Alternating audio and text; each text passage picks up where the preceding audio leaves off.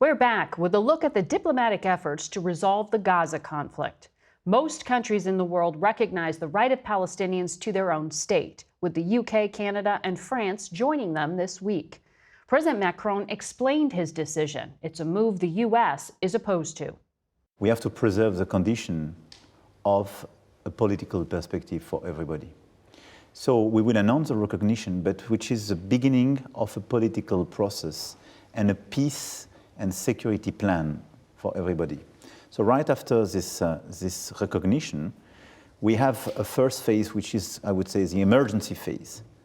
Ceasefire, release of all hostages, and third, restoring the humanitarian roads and the stabilization of Gaza.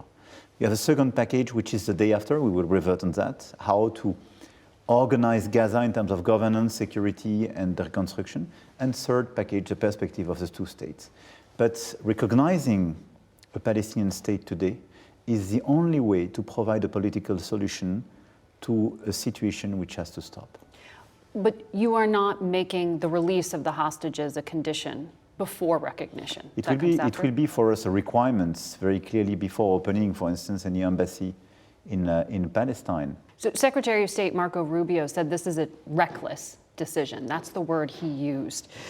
He said it gives Hamas little incentive to actually start diplomacy to release the hostages. Why do you disagree with that sequencing? I think probably this is an excessive word, and I disagree with this approach. Why? Because the objective of Hamas is absolutely not to create a Palestinian state. The objective of Hamas is to destroy Israel, to convince the maximum number of people that they have no chance to have peace and stability and precisely a Palestinian state, and to kill the maximum number of Israeli people. And this is why, if we want to stop this war, if we want to isolate Hamas, the recognition process and the peace plan which goes with this recognition process is a precondition. So my first point is to say, I don't answer the Hamas with that. I don't meet the expectations of Hamas. Hamas is just obsessed by destroying Israel. But I recognize the legitimacy of so many Palestinian people who want a state, who are a people, they want a nation, they want a state, and we should not push them toward Hamas. If we don't offer them a political perspective and such a recognition, the unique answer will be security, and they will be completely trapped by Hamas as the unique option. My second point is, thanks to this recognition and thanks to the diplomatic move we launched, we started to isolate Hamas. Because at the New York Declaration, which was voted, as you know, by 142 countries, we gathered all the Arab League states, all the leaders of the regions, to work closely with us to precisely dismantle and disarm Hamas. Till now, they were not engaged in such a move. Now, we gathered all these states, all these people to work closely with us in this move. So I think this is why we can create the condition of a concrete action. First, to give this right to the Palestinian people. Second, to isolate Hamas from the rest of the Palestinians and the whole region, and precisely build security. But let me tell you something which is for me very important in this context. Israel had wonderful security results against Hezbollah, Hamas, top leaders, and managed to neutralize a lot of top decision makers of terrorist groups. They did it. This is their merit. But in terms of fighting against Hamas, this is a failure today. What is a failure? Because they killed all the key leaders. This is a success. But at the beginning of this war, you had more or less 25,000 Hamas fighters. The Israeli army killed probably half of them, but Hamas managed to recruit the equivalent. You have as many fighters at the very beginning, which is the best evidence of the fact if we want to dismantle Hamas, the total war is not the answer, because it's just killing the credibility of Israel, and by the way, weakening and killing our own credibility if we don't make a move as the one we are organizing. But you just pointed to something that Israeli Prime Minister Netanyahu would say, well, this is why we need to continue until we get rid of every Hamas member. You're saying you can't kill that idea. You need to provide a different idea. Exactly. But this is the whole perspective. And look at the situation, not just, by the way, in Gaza, but everywhere in the region.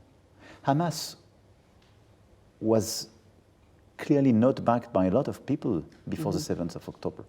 If you took the polls in Gaza, but in all the countries of the region, they were very low in all the polls. Today, the level of support is much higher because they are making the mistake, in fact, to reduce all the perspective of the Palestinians to the Hamas. What we have to say is, we want the dismantling of Hamas. You had this success, there is no more top leaders. We want to isolate them. We want to bring everybody working with us to dismantle the Hamas. But recognizing this right to have a Palestinian state through a diplomatic channel, this is just giving another channel and offering a political way and isolating Hamas. So I think there is no future with the option which would be just let's kill the maximum number of Hamas people, because they just recruit others and others. Because each time they launch this type of operations, they kill so many civilians that they are just destroying their own reputation and credibility, and they are creating an unsustainable framework of security in the whole region. But since October 7th, popular support in Israel for a Palestinian state has also declined. Prime Minister Netanyahu has been opposed for a very, very long time. And now he says that just look at those attacks that day. If you allow for any kind of Palestinian state, it will be a launch pad for terrorism. I mean, that is his argument, that this shows you can't allow for the safety and security of Israel if there are two states. Why is he wrong? First, I want to say that the 7th of October was a total trauma for everybody in our country here, because we had so many French people being killed during the 7th of October terrorist attack launched by Hamas. And it was for us one of the biggest terrorist attacks against our own fellow citizens. But we did share, and we do share, the pain and the suffer of Israeli people and so many families. And for me, the top priority remains the release of hostages. And I met very regularly families of hostages. And I have to say that what they live is unbearable. And I had the opportunity to meet with Yatar Guy's mother and so many of them. And what they describe is absolutely unbearable.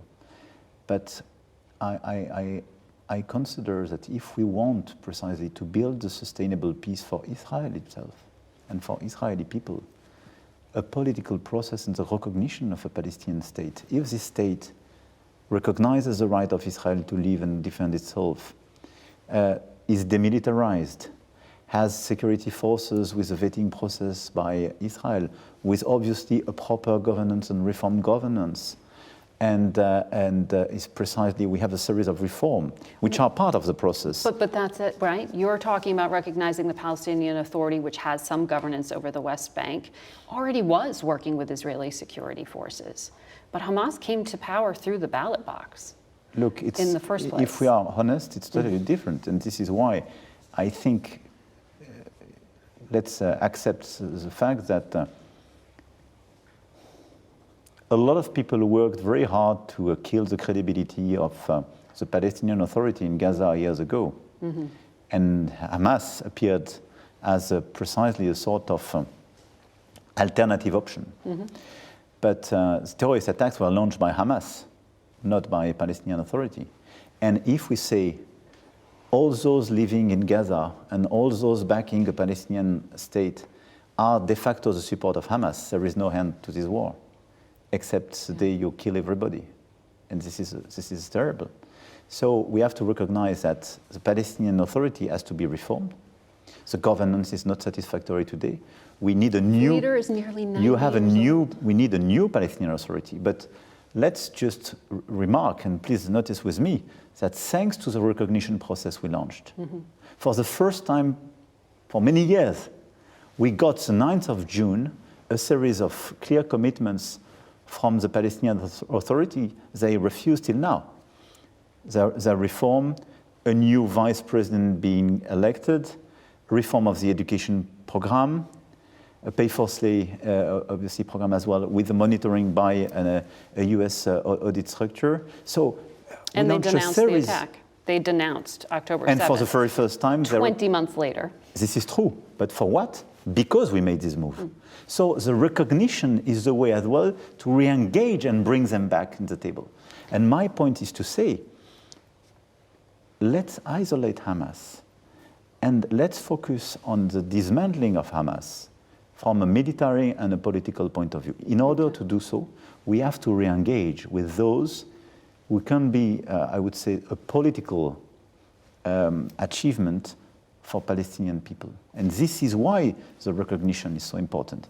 And if we revert to West Bank, one of the key elements which triggered my decision to announce in July the perspective of the recognition for the 22nd of September is a vote of the Knesset. When the Knesset decided to start the settlements again in West Bank, it was the best evidence of the fact that they don't want to fight against Hamas. There is no Hamas in West Bank. They just want to destroy the existing political bodies and the possibility of a two states. And I really believe this is a terrible mistake for Israel itself, because in doing so, they just kill any other perspective that war. But I understand the argument you are making, but it has put you at direct odds with the Trump administration, who argue that your decision to make this recognition announcement, along with all these UN members, that it, in fact, kills the diplomacy they had underway. They said they were working to get, for example, the tax money from the Israelis to hand back over to the Palestinian Authority, that they were doing practical things on the ground to help Palestinians. Secretary Rubio said that West Bank division you were talking about with the settlements, he drew a direct line to your recognition. Why do you think they're blaming you for that? We are closely coordinated with the US administration when we speak about the ceasefire and the release of hostages. We were always in close coordination with Secretary of State or key President Trump's advisors in order to work with Qatar, Egypt, and Israel on the release of hostages, a ceasefire. But your administration is focusing on the day after. And what we propose is a full-fledged plan where we have first the emergency package. So let's deliver release of all hostages, ceasefire, and humanitarian access. The day we have that, we start the day after. And I think we are very convergent with the work which is being done by your administration. What we want is a de facto governance in Gaza with clearly a sort of transitional administration, including the Palestinian Authority, excluding clearly Hamas, but with a vetting process of Israel and an association of all the neighbors. We have a security package in this day after approach, which is let's scale up the training of the policemen and security forces of the Palestinians. Who will do that?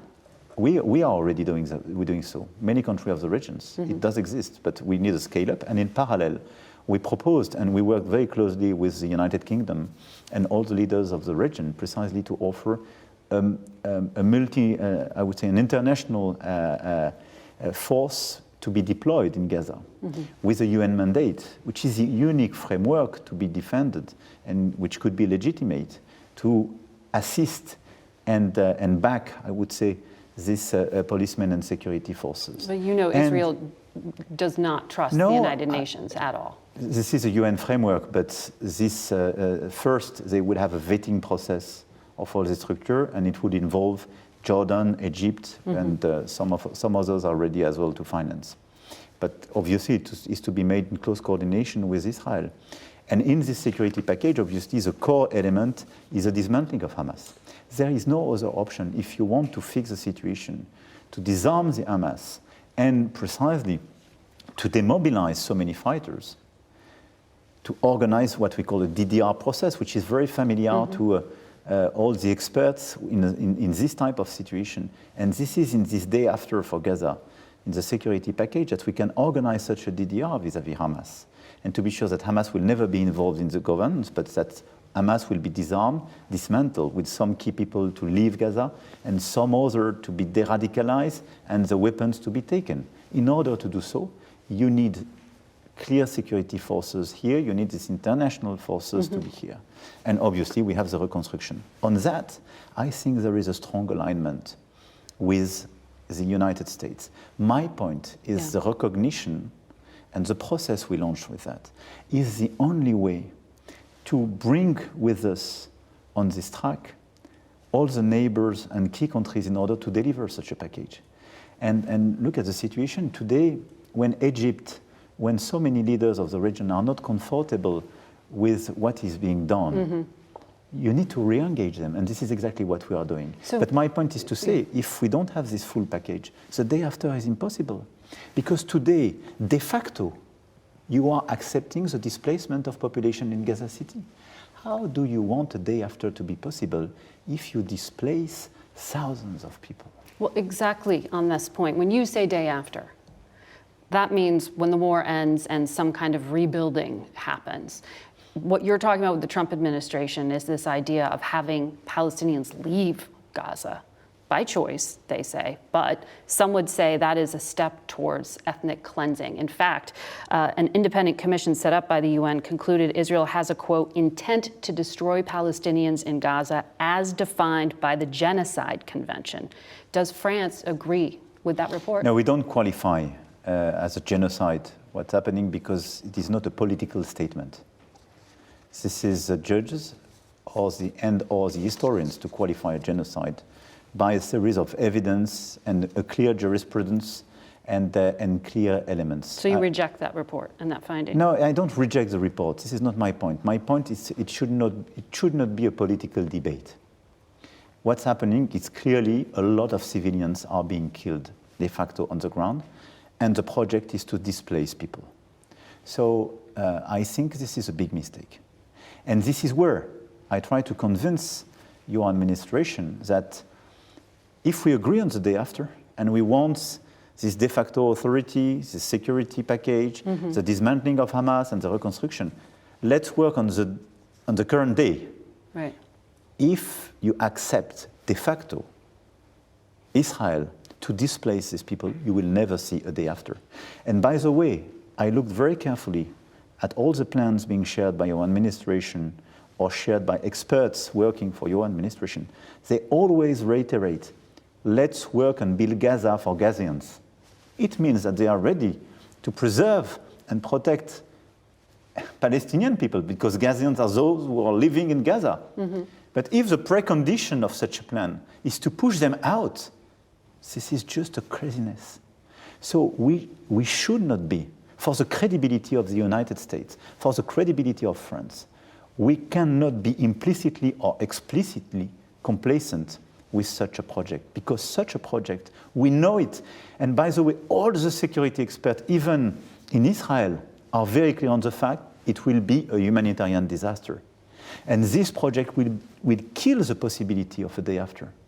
So we have to be very explicit on the fact that attacking civilians just to get a few terrorists and a few fighters is clearly not acceptable, but displacing people in order just to take a territory, which is not in the hands of Israel, in order to prepare the day after, is not just totally crazy, but unacceptable for all of us.